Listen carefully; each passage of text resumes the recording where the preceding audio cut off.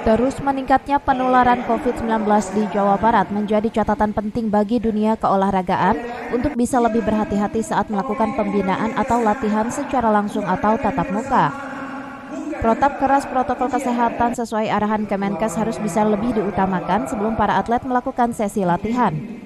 Ahmad juga meminta semua pengurus KONI harus bisa mengedukasi secara intens ke semua cabang olahraga binaan agar menerapkan sistem pembinaan bergilir atau virtual. Hal ini diharapkan bisa mengantisipasi atau memutus mata rantai penyebaran virus corona. Bahkan beberapa event besar di Jawa Barat pun akan menyesuaikan masa pelaksanaannya hingga penularan COVID-19 di Tanah Pasundan benar-benar berkurang.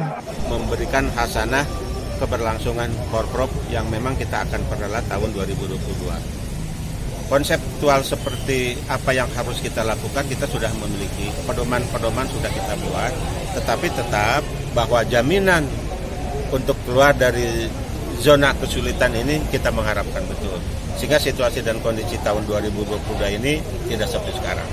Tapi alternatif situasi kondisi yang sekarang masih memperpanjang sampai 2022 kita juga sudah memiliki. Cuman kita menunggu proyeksi dari teman-teman yang untuk memutuskan seperti apa.